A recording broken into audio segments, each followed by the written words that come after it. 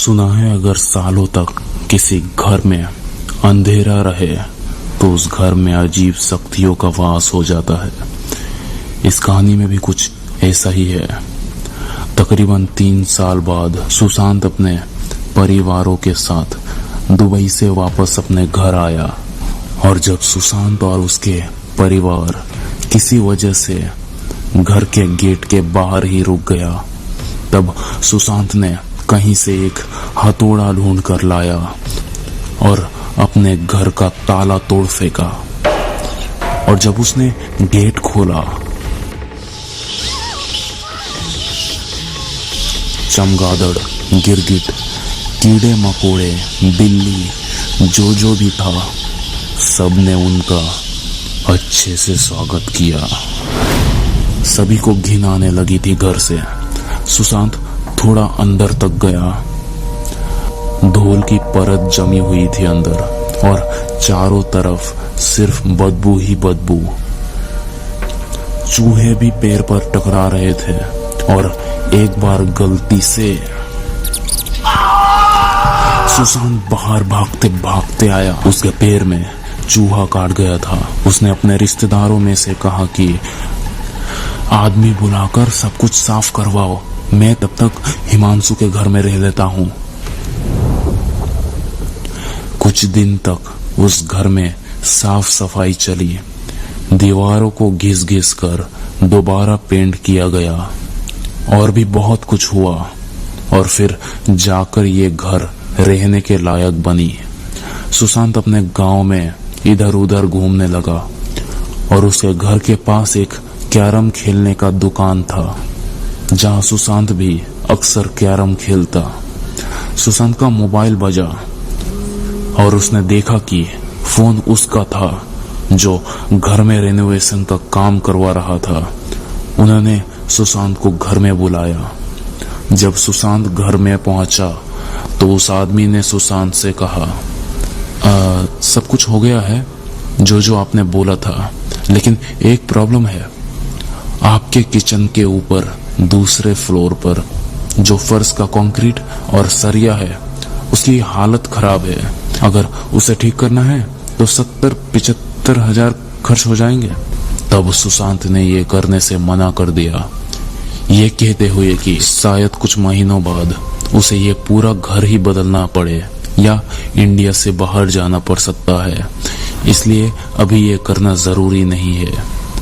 रात हो गई थी और आज के दिन सुशांत को यहीं सोने का दिल किया। घड़ी में 10 बज गए थे और सोने के बाद सुशांत की आंख खुली। उसने ये आवाज सुनी और घड़ी में समय देखा तो समय हो रहा था रात के 2:36। वो बिस्तर से उठकर इस आवाज का पीछा करते करते जाने लगा और आवाज सीधे बाथरूम से आ रही थी। जब सुशांत ने दरवाजा खोलने के लिए दरवाजे पर हाथ दिया ही था कि एक पागल सा आदमी मुंह धो रहा था और सर के बाल भी धो रहा था। सुशांत ने उस पर चिल्लाते हुए घर के बाहर जाने को कहा। गुस्से से सुशांत ने बहुत भला बुरा कहा उसे और तब उस पागल ने मुंह खोला। मैं बहुत दिनों से यहाँ आ रहा हूँ भाईजान, मत मारिए मुझे पता नहीं ना था कि आप आ जाएंगे। 8-9 महीने से मैं रात को यहाँ पर आता हूँ। अब आप अचानक भगाएंगे तो मैं जाऊंगा कहाँ इस ठंड में। मैं सुशांत को थोड़ा दया आया और उसने एक पुराना कंबल उस गरीब को दिया और घर के उस जगह सोने को कहा जहां गाड़ी वगैरह रखा जाता हो। और अगली बार आंख खुली सुबह के 7 बजे। घर में वो पागल अब मौजूद नहीं था और आज सुशांत का पूरा परिवार इस घर में शिफ्ट होने वाला है। उन सभी को इस घर को दोबारा अपनाने में बहुत खुशी हुई। सारा सामान घर में सेट करके कुछ खास पकवान बनाने के बाद वो सब मिलके खाए और पूरा दिन ऐसा ही कटा। एक दिन नींद से उठने के वक्त सुशांत की बेटी तारिका सुबह सुबह बहुत जोर से चीखी। सब लोग उसके पास आकर पूछने लगे कि क्या हुआ, लेकिन वो बच्ची फूट फूट कर रोए जा रही थी। जब उसके माँ ने उसे प्यार से पूछा तो उसने बताया कि उसके पिंजरे में जो चिड़िया रखी हुई थी वो दोनों चिड़िया मरी हुई पाई गई पिंजरे में। सुशांत और उसके वाइफ प्रिया ने देखा तो सच में चिड़िया मरी हुई थी। उन्होंने बहुत समझाया तारिका को कि वो उन्हें बाद में नहीं ले देंगी, लेकिन फिर भी बहुत रोने के बाद ही मानी और आज का पूरा दिन हर जगह घूमने में निकल गया। सुशांत शाम के वक्त अपने रूम में जाने से पहले प्रिया के रूम में एक बार देखा कि सब क्या कर रहे हैं। तब सुशांत को दिखा कि प्रिया के साथ तारिका भी सोई हुई थी और अब सुशांत अपने कमरे में गया। कुछ फाइलों को ठीक जगह पर रखना था, उसे सुशांत ने अपने अलमीरा पर ठीक से रखने लगा और कुछ समय बाद उसके पीछे कोई आया और पूछा, माँ कहाँ है? आवाज उसकी बेटी तारिका की थी। तो सुशांत ने बिना मुड़े ही बता दिया कि तुम्हारी माँ अपने कमरे में सो रही है।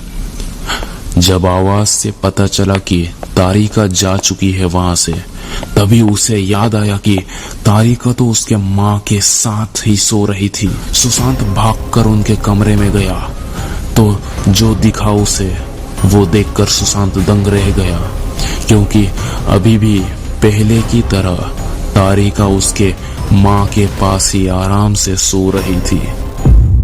सुशांत को एक बार खुद पे ही शक हुआ कि कहीं बहुत थकान के वजह से ये सब भ्रम तो नहीं हो रहा।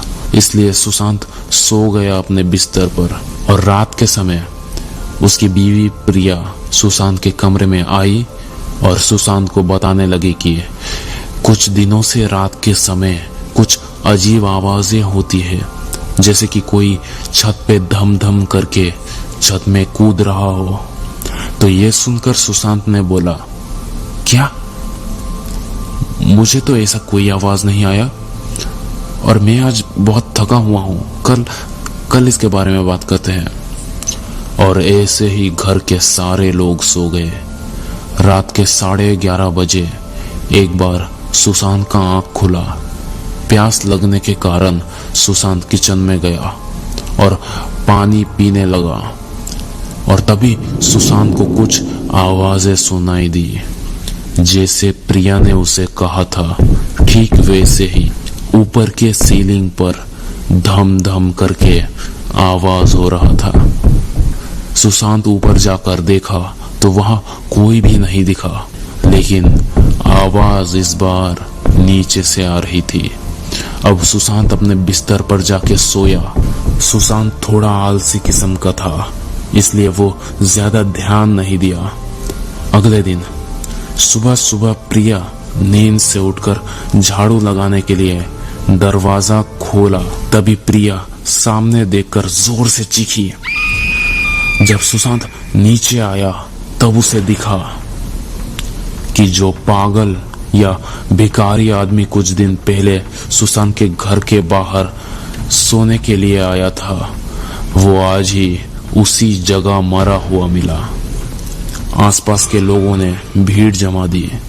सभी लोग अलग अलग बातें कर रहे थे और सुशांत भी ये देखकर हैरान था। बहुत दिक्कतें हुई इस हालात को संभालने में। वो एक पागल आदमी था जिसे कोई ठीक से पहचानता नहीं, इसलिए ज्यादा दिक्कत भी नहीं हुई बात को पुलिस तक पहुंचाने से रोकने के। प्रिया ने सुशांत को इस घर को छोड़ने को बोला और सुशांत ने सोचने का समय लिया। सुशांत बहुत ही उलझन में फंसे होने के कारण मन हल्का करने के लिए कैरम के छोटे से क्लब में गया और कैरम खेलते खेलते उसके एक पुराने दोस्त ने सुशांत की पूरी बातें सुनने के बाद कुछ कहा। जब तू दुबई गया था ना, उसके कुछ साल या महीने बाद एक परिवार तेरे घर को रेंट में लिया। उसके बाद पता नहीं क्या हुआ नहीं हुआ, कुछ महीने में उस परिवार के सारे लोग धीरे धीरे दिखना बंद हो गए और आखिर में एक आदमी बचा जिसे तू पागल कहता है। हो ना हो इस घर में कुछ ऐसी चीज है जो शायद ही किसी को दिखती हो, लेकिन उसका नुकसान जरूर दिखता है। अब सुशांत को समझ आ गया था कि उसे करना क्या है। वो अपने घर में गया और फोन लगाने लगा और आखिर में उसे एक आदमी मिल भी गया, लेकिन उस आदमी ने अगले दिन उसे बुलाया और अभी बज रहे हैं रात के 9 बजे। पूरा दिन ऐसे बीता कि पता ही नहीं चला और सुशांत वॉशरूम से निकल के अपने बेडरूम में जा ही रहा था कि उसने तारिका के कमरे में जाके देखा कि सब सोए हैं या नहीं, तो उसे दिखा कि प्रिया तारिका के साथ सोई हुई है। इससे सुशांत को राहत मिली और वो अपने कमरे में जाके सोया और एक आवाज फिर से होने लगी।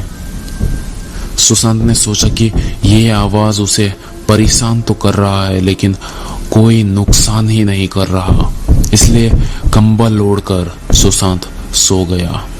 और इतने में प्रिया ने पूछा, तारिका कहाँ है? तो सुशांत ने बोला, अब मुझे सोने दो, बहुत थका हुआ हूं मैं।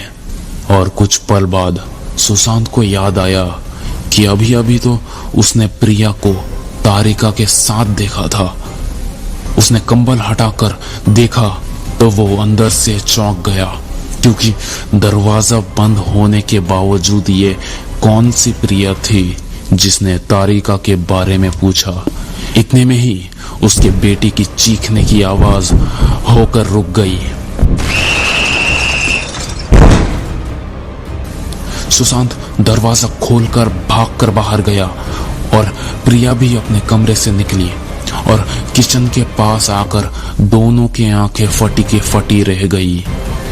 चीखने की आवाज इतनी तेज थी कि रात के वक्त भी गांव के कुछ लोग आ गए और भीड़ जमा हो गई। सभी का नजर सुशांत के घर के किचन में था, क्योंकि किचन का जो सीलिंग था वो कमजोर होने के कारण टूटकर गिर गया था, जिसके नीचे तारिका हाथ में पानी का बोतल लेकर दबी हुई थी, जिसकी सांसें भी बंद हो चुकी थी।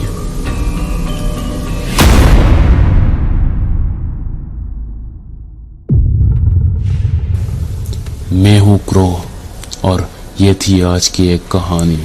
चैनल में नए हैं तो सब्सक्राइब कर लीजिए और कमेंट भी कीजिए कि अगली कहानी किस पर बनाएं और लाइक भी कर दीजिए।